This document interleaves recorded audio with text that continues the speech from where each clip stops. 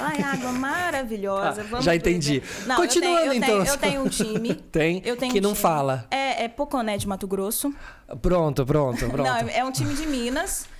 Tá. Fica aí pra Tudo cada bem, um tá ótimo. adivinhar, Tá só ótimo. por ver Até porque o Minas agora, os grandes deram vexame nesse final de semana aí. Não vamos falar sobre isso. Tem uns times menores aí crescendo muito Não vamos falar sobre isso. em não. Minas Gerais. Mas então, aí Cuiabá...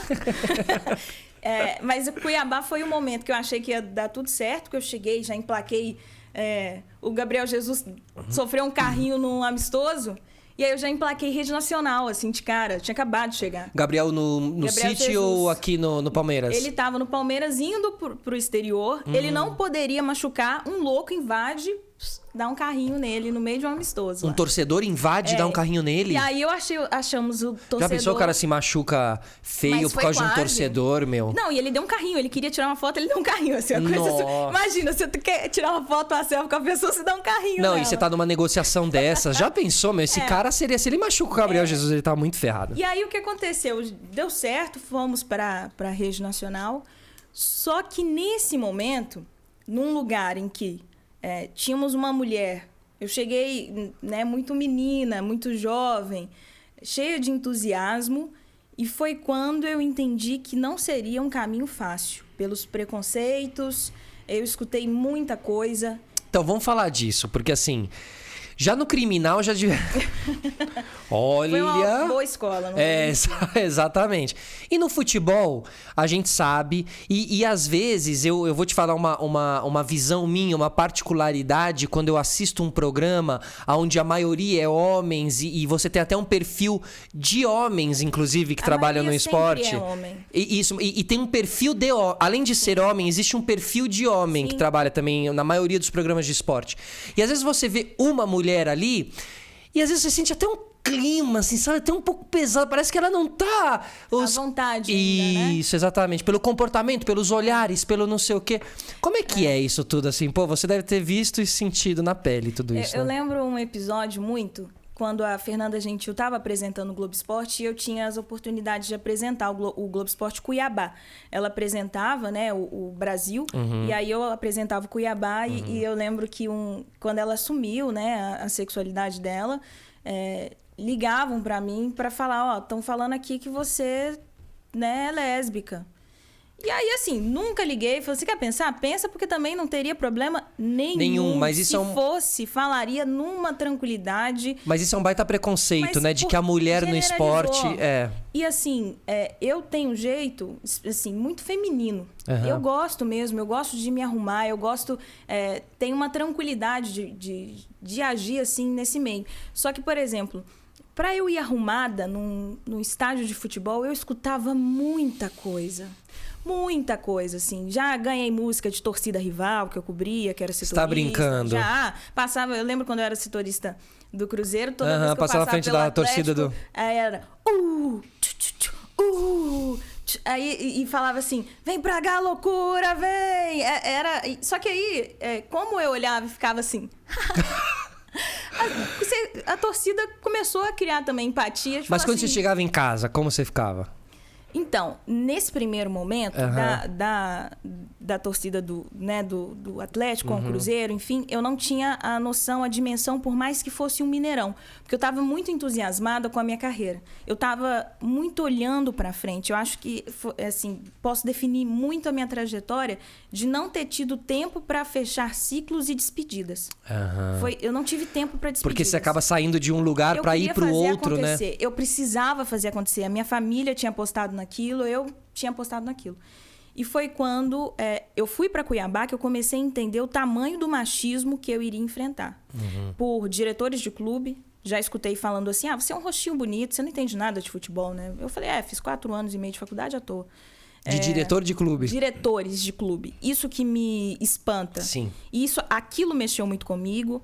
Eu lembro que quando eu estava em Cuiabá, eu tive, até mesmo dentro de redação, uma pressão, porque era uma mulher que estava ganhando espaço, que poderia tirar um espaço de um homem.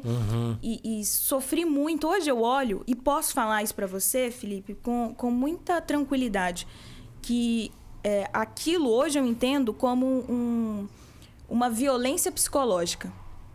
Aquilo que eu sofri foi uma violência psicológica. Porque você apontar para um profissional e falar assim, você é um lixo, você é ruim, seu ao vivo é péssimo. Isso hoje eu saberia responder. Naquela época, eu não sabia. E eu passei por aquilo calada, sofri aquilo calada. Quanto mais eu me arrumava, mais eu sofria um assédio moral ali, de psicológico mesmo. E até de chegar num ponto, até mesmo da torcida. Quando a gente fala sobre torcida, eu lembro de um episódio em que, por causa de tudo que eu estava passando, eu ganhei alguns quilos. Coisa normal, mulher tem isso de efeito sanfona. Sim. E até mesmo quando o emocional pesa. Totalmente. Quando eu passei por isso, a torcida ficava assim, a afiliada tá pagando bem, hein? Tá pagando bem porque tá comendo.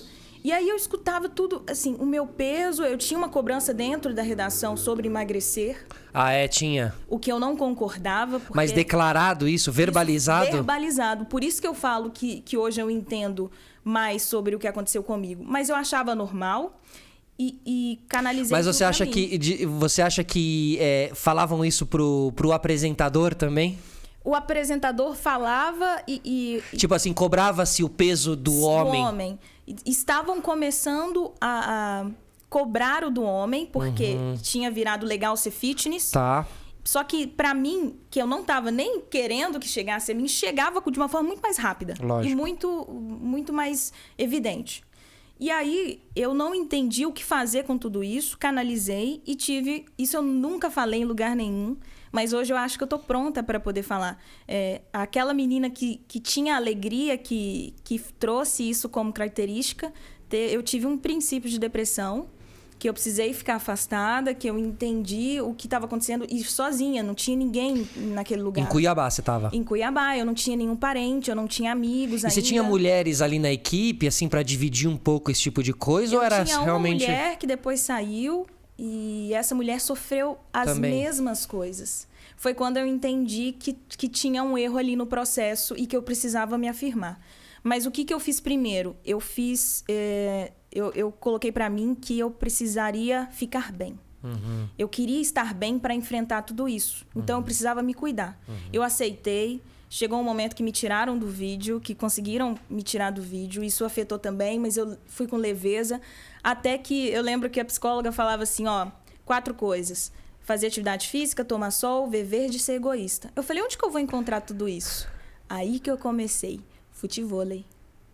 Eu fui jogar futevôlei na cidade mais quente do Brasil. Nossa. E só com homem, era um esporte que eu poderia jogar com homens, porque as mulheres não estavam praticando na época que eu comecei há 3 anos. Você não tem tanto impacto físico, né? Você basicamente não tem, né? Você joga em dupla e cada um faz o seu papel ali em 3 toques. Perfeito. E aí eu tirei umas férias, falei, vou focar tudo no futevôlei. Deu tão certo que, né, recebi alta, não precisei tomar mais remédio nem nada. Então, assim, até para quem estiver assistindo e tiver qualquer problema emocional, eu sei que às vezes a gente olha a pessoa que está sorrindo, que está feliz, e quantos comediantes, quantos artistas que sofrem com uma depressão que a gente não vê por trás. E tá tudo bem. É a vida. Sim. A vida não tá fácil, principalmente na quarentena. Totalmente. Mas o esporte, ele é um ativo muito importante para você encontrar luz na vida, assim. Ele realmente tira de buracos. Ele é o princípio ativo para você sair do buraco, entendeu? Foi para mim fundamental. E foram 2 coisas. Por isso que eu sou tão apegada a elas. Que foi o ukulele, que foi a minha companhia em toda viagem que eu fazia. Ele é pequenininho, levava na mão mesmo. Então, ele todo batido, coitado. E o futevôlei, que era uma coisa fácil de encontrar e poderia estar ali entre os homens. Então, eu tive essa força para superar esse princípio de depressão. E o mais legal é que tudo aconteceu, tudo fluiu de uma forma que eu não esperava depois que eu fiquei bem mentalmente.